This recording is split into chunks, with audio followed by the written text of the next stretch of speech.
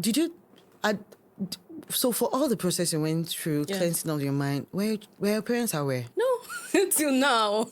Till I'm now. Sure this will come as a shocker because Sorry, mommy and daddy, we didn't mean to spill that on her, but yeah. Do you get? Because Tobi is a good girl. They did not know that I was battling a lot of things in my mind because of what I had accidentally Battling said. things in your mind.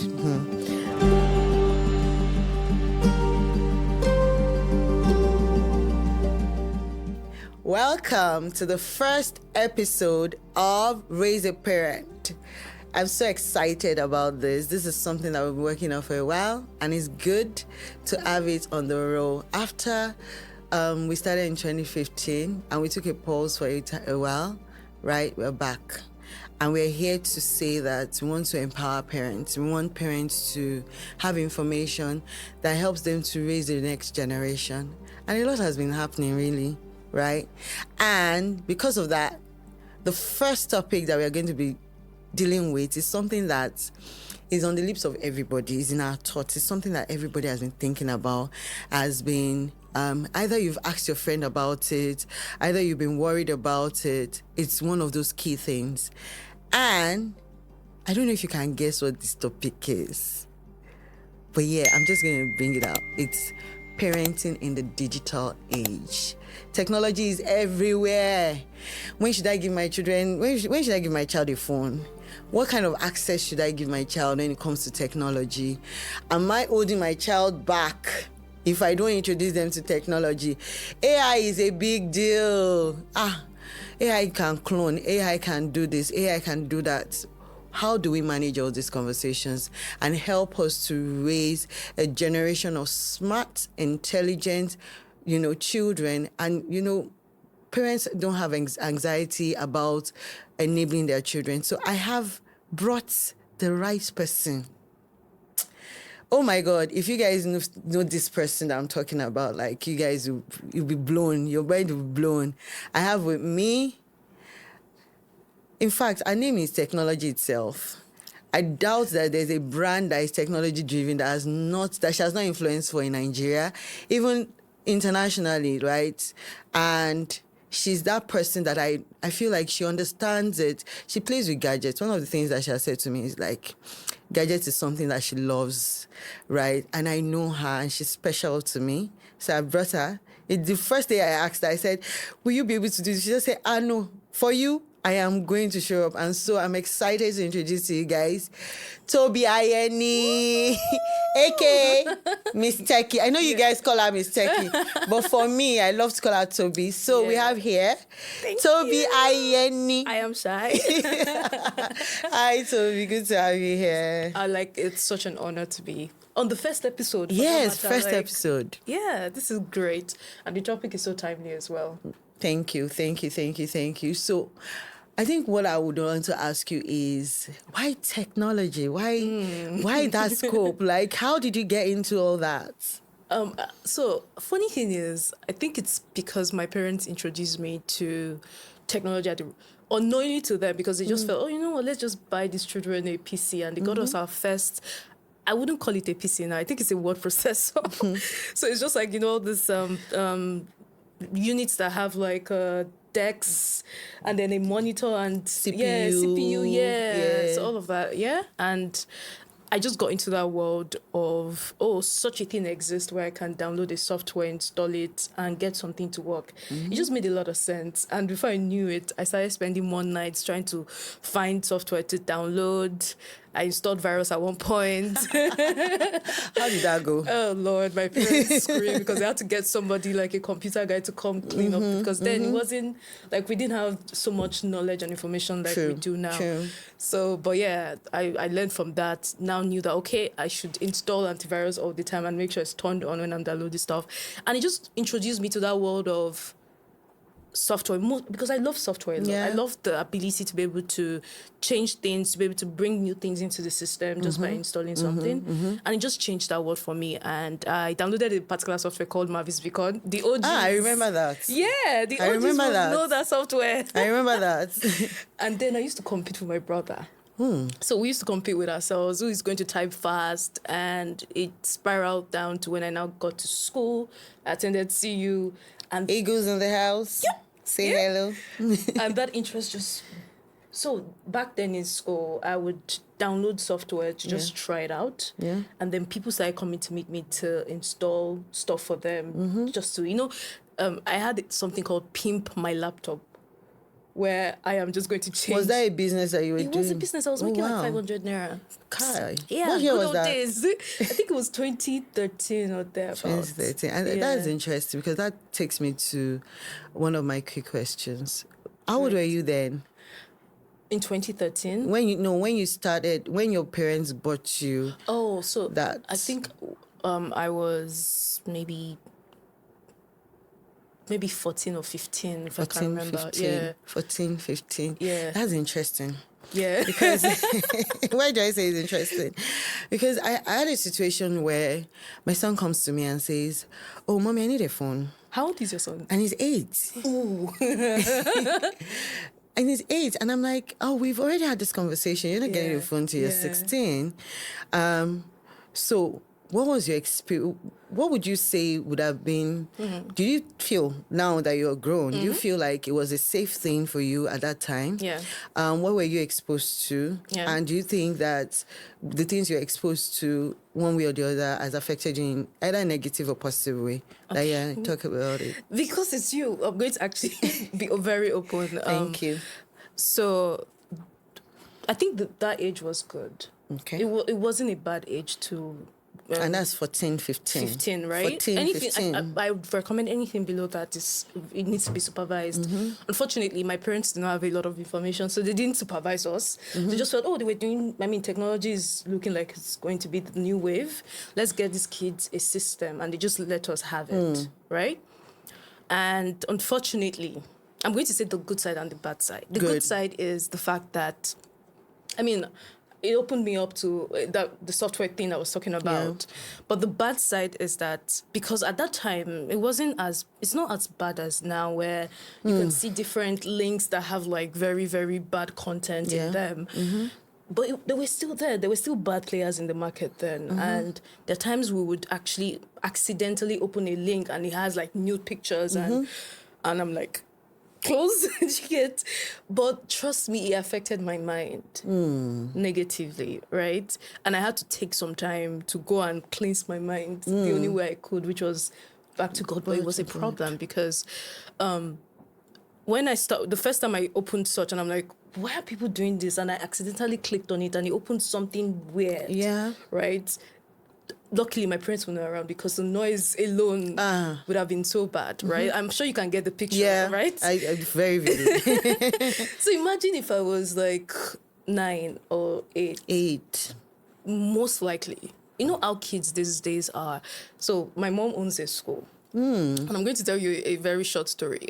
While they were having a party, everybody was downstairs and they were upstairs. So one of the teachers went to the class and saw a child licking the stuff of another, was telling the boy was doing stuff to the girl, right?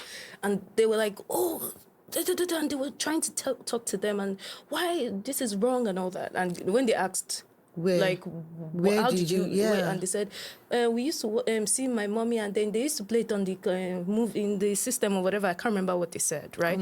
But it was obviously internal, that's secondary porn. Yeah, it was internal and both system influence, right? The fact that they probably saw it on maybe their father's laptop or mother's system, and the fact that they also saw their mom doing it. So it sort of affected them and it made them act it out. Now, these are young children, right? Primary school.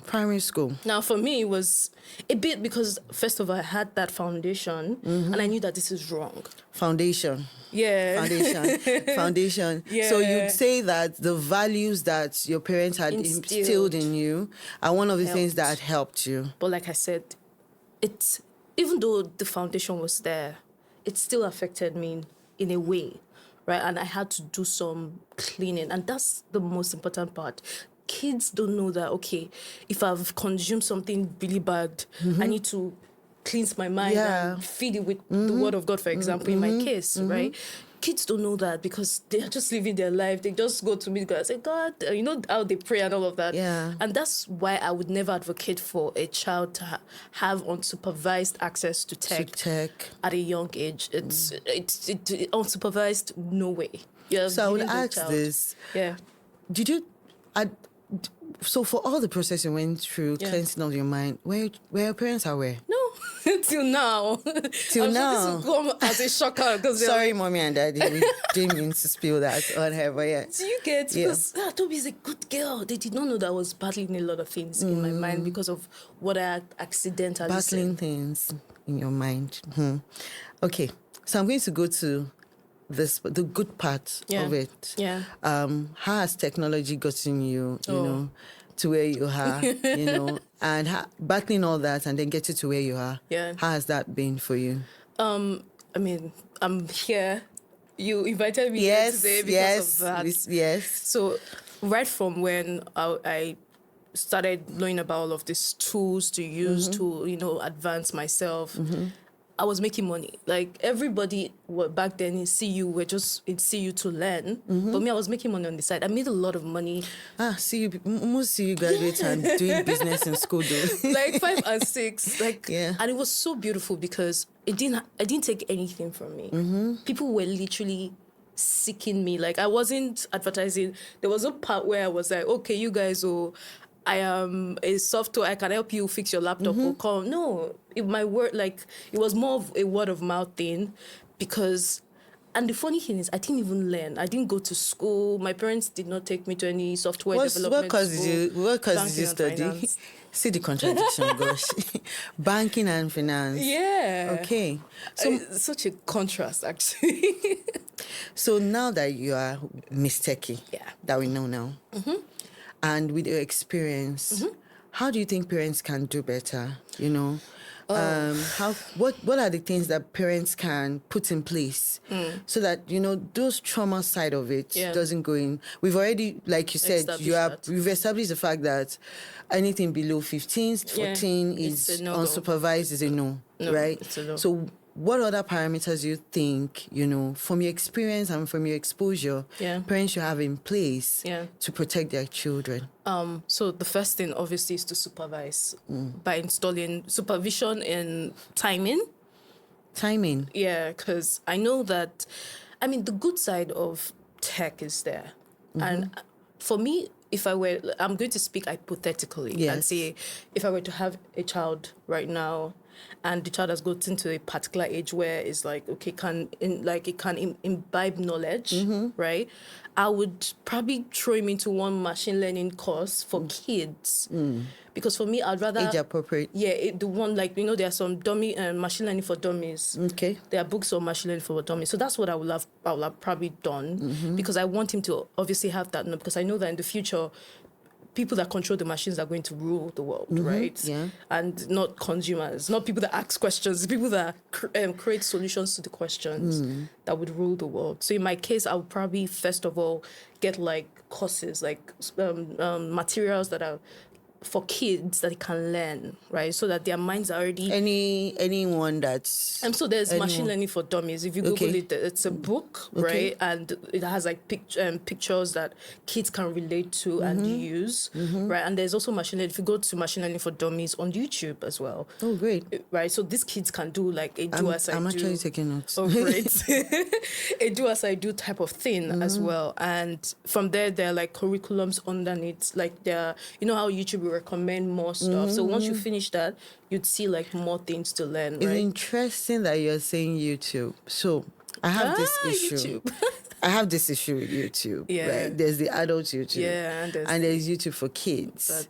So one of the things that I did, it took me time to come to that place where I say, okay, yes, my son can go ahead and, you know, use a tab or something. And I had to sit down. I took my time. I had to sit down to understand how YouTube Kids work. And I realized that I can usually select what my kids can watch. So I took my time to select. I sat with him. I'm like, okay, what are the things you're interested in? And then we sat down together. We started filtering out, okay, oh, you're interested. Oh, yeah, your friends might like it, but it doesn't go with our family values. And it doesn't go with what I want you to, be exposed to at this age. We had to have that conversation, right? And then there's an adult one, right? And those adult ones, most of the time, like this, the recommended machine, like you won't find it on YouTube Kids, but you'll find it on. So how do we navigate that? So that's why I said like supervised. It has to be supervised. Okay. In the sense that, this is 1 hour. You already have it in mind that, it's 1 hour. If you can be there while he's learning, because, these things, they will need to ask questions. Mommy, what are they? I don't know what they mean. I'm trying to do this and it doesn't work. And hearts pop up. Yeah, do you understand? So you need to be there. Okay. It's not something you can just leave. But, think about it. If you're devoting 1 hour per day because you want your kids to learn something that's going to help their future, I don't think it's a bad. So being intentional enough to be there. You don't just leave them to it.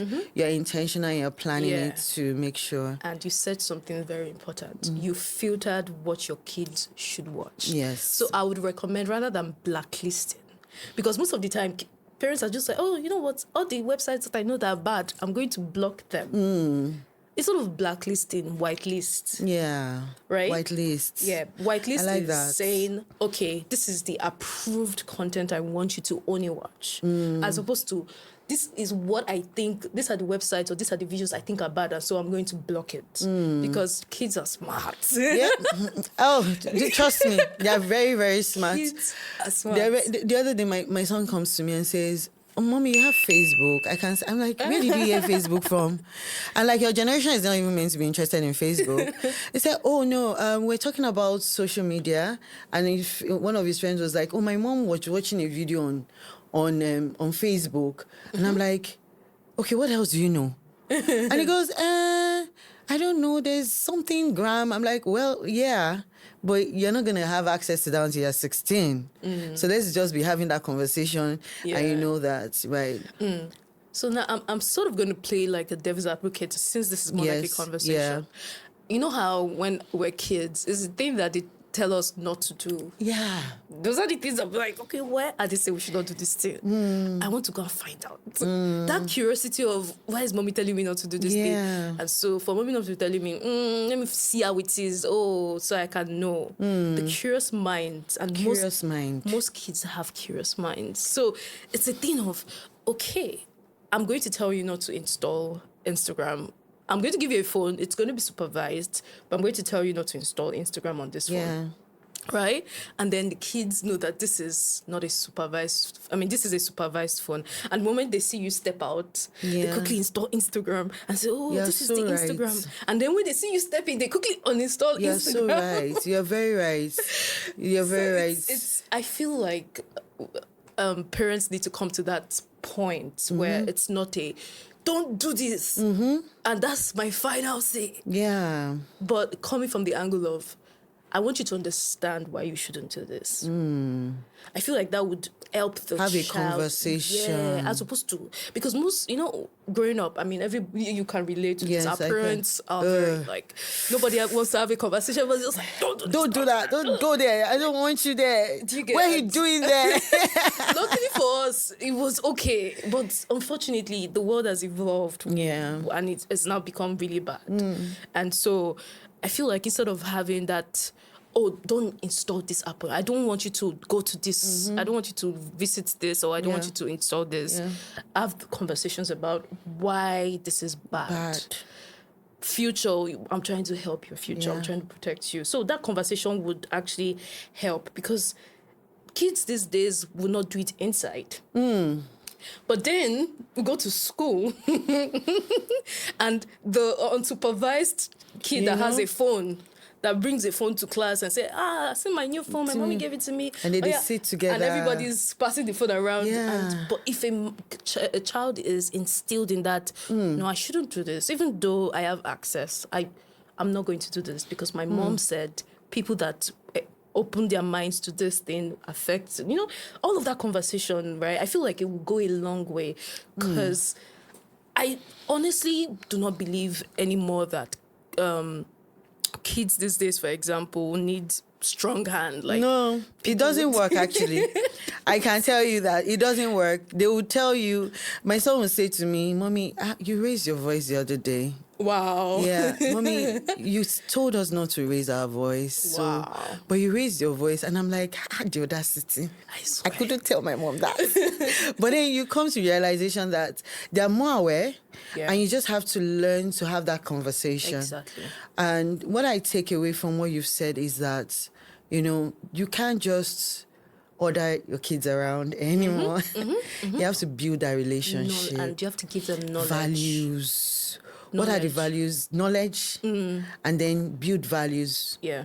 around those knowledge, Yeah. so that Yeah. they are building in human. They are also building their mindset, and that's what helps them to make the right decision and Yeah. make them understand why things are done the way. Yeah. I completely agree. All right. So I've really enjoyed this, but our conversation will not be complete. Yeah. If you have Miss Techy here, and we don't talk about the world of gaming.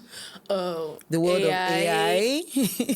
of AI. Yeah. See, even the crew, they all agree. And how it's affecting our children, and how do we navigate that? Well, no, how do we balance the fact that you don't want your child to not left out? That's FOMO syndrome is there, whether we like it or not, right? Yeah. And making sure that you're equipping your child for the future, which is their own reality. Yeah. Right. I agree. My son plays chess. Yeah, that's so right. good. So I had to sit down with the chess coach to say, he says, "Oh, I want him to be practicing with the AI." I'm like, he said no. So he has to educate me about how it works and everything. So how do we, navigate all that? So, how do we navigate ensuring that our children are well equipped and they know how to use AI? Now, the problem I have with AI, and I think I wanted to get my train of thought to that point, is even as adults, we have become so self-reliant on AI that it's making our brain rot. The average person now cannot think for themselves, and they would have to copy an email and say, ChatGPT, help me reply this email. And somebody sending LOL in WhatsApp, and they're like, how do I reply this WhatsApp? And they're taking a screenshot of the chat.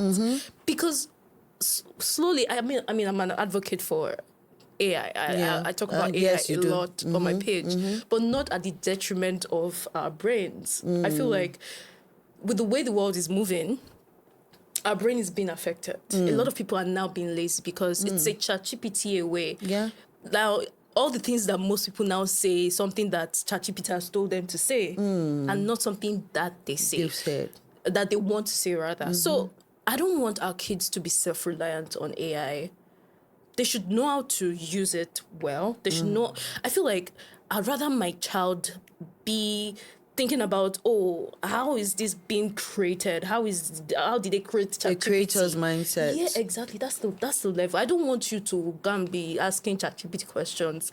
No, think about how ChatGPT was created. Go and I will buy you the best, anything you want, if you can show me how to build a robot. Do you understand? Not come, or you show me how to build an AI robot that you can ask questions that will make me ask it questions. Not, mommy, I think I want to use ChatGPT to fix for my assignment. And as a parent, you're like, oh yeah, sure, go ahead. Problem solving. No, please don't do that. Because before you know it, you know how our brains are like muscles. Like the more you use it, the more you stretch it, is the more it expands and is able to accommodate a lot of things. And the more you do not use it, it becomes like, at one point I had to, and this is coming from a self-experience thing, I had to tell myself, you know what, Tobi, I am not going to be replying emails with ChatGPT anymore because I have stopped. At one point, I wanted to reply somebody and I had no access to the internet. And to be very honest, for like a couple of seconds, I was lost. Because I didn't know how to reply professionally in the way I felt it should GPT would have replied. And I'm just like, no, this is not me that year. No, come on. Funny thing is, for someone that is in marketing comms and I see a lot of content every time. I can easily detect when the difference, when the human-centric, even when you tell ChatGPT to give you human-centric, I can tell that there's a filter of it. Even when you remove the M dashes. So you guys have heard that, like, let's exercise our brain muscles, right? Yeah. It should not just be... Especially and especially for the children, they are still developing. Yeah. So even if they're using AI, it should be for them to enable their creativity, not that it hinders their creativity. Yeah, exactly. Okay. And also, if I were to add, I feel like when it comes to AI and the kids, there are a lot of bad sides than good sides. Okay. The only good side is with the learning. Is the fact that the kids can know that, okay, if I tell computer to do this, it does this. That's good. But the bad sides, a lot. For example, online there was a particular story that passed where a child interacted with one AI and the AI told it to kill itself, and then the child went ahead. This happened in the US. Yeah. But I mean, everybody's going to be like, oh, this is the US. No. It can happen anywhere. Kids, like, it's everywhere now, right? And kids are having AI girlfriends, right? And parents do not know, and this thing is shaping the minds of people. So I feel like for AI and all of it, everything that has to do with gaming, like, for example, there's this game called Roblox. That Roblox. I think when we were talking, I think I said, it also goes back to that part where you say, you don't say don't do it. Yeah. Because they will eventually do it. Yeah. And then I just go, and then I saw him, I'm like, why are you so... You've been on your laptop for a while. I said, oh, yeah, my friend introduced me to Roblox. And I just wanted to check it out. And I saw that it's in line with the things that you approved. I said, but we didn't have a conversation about it, right? And then you just started using it. And then I had to go through it, and I'm like, oh, it's not a bad game. I'm not sure it is if it's a bad game or not. Unfortunately, it's not a bad game. Unfortunately, bad players exist even where good things are. Exactly. And so bad players have found a way to infiltrate themselves into it. Okay, it's not Roblox. It's Minecraft. Oh, Minecraft. Okay. It's Minecraft. So this one, Roblox is they'll be chatting with somebody and not. No, I don't like Roblox. The person that they're chatting with is an adult, right? And it's terrible. It's terrible what they're doing there. Like, it's a lot. I feel like parents, if your child has Roblox, delete, please. Delete. Don't even stress it. Don't even say you're going to monitor. Yeah. This is not something, because those bad players. What about Minecraft? Minecraft, I feel it's almost the same, because once again, bad players. Anything that has access to chats, it's a problem, because you might not be able to filter the chats that might come in unknowingly. They might join some certain group that you might not know. And you're thinking, oh, my kids is just Minecraft and whatnot, right? But they've joined a certain group of Minecraft and they're playing, right? So anything that has access to chats that your kid can communicate with somebody else, please, no. As a matter of fact, for games, just turn off the internet. Don't let the chat to be functional. Yeah, if it's possible to download the offline version of the game as opposed to the online version. Downloading the offline version of the game. I think that is one key solution that I think I would. So if with everything we've spoken about, right, at the end of the day, what we're looking at is to help parents to, nurture their children in this digital age and everything. What would you your 3 last, I feel like my 3 last words. Supervise as much as possible. Supervise. Inform. And instill. Yeah. Can you say more about the inform and instill? Inform, I mean, we talked about it. Make sure your child knows about the dangers of this thing. Right. It's not like you're instilling fear and you're trying to be it's not in a fearful way. No. We're not saying you should make them scared. I say, you know how they used to preach about hellfire to us that year? No.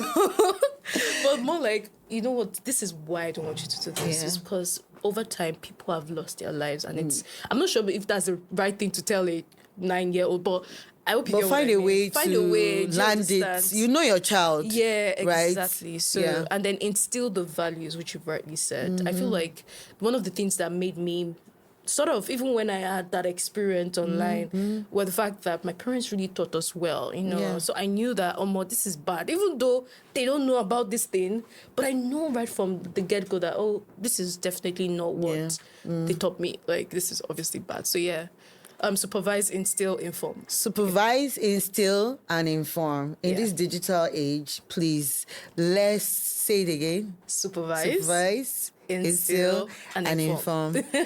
Ms. Techy, it's been so much fun having Thank you you so here. Thank you much. for gracing us. Thank you. Very Like, much to do. I wish it was longer, but yeah, this was But yeah, so much fun. definitely we'll call again.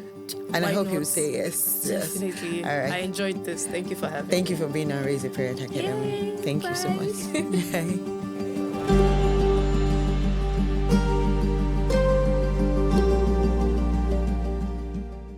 Subscribe to my mommy's YouTube channel. Raise a Parent now.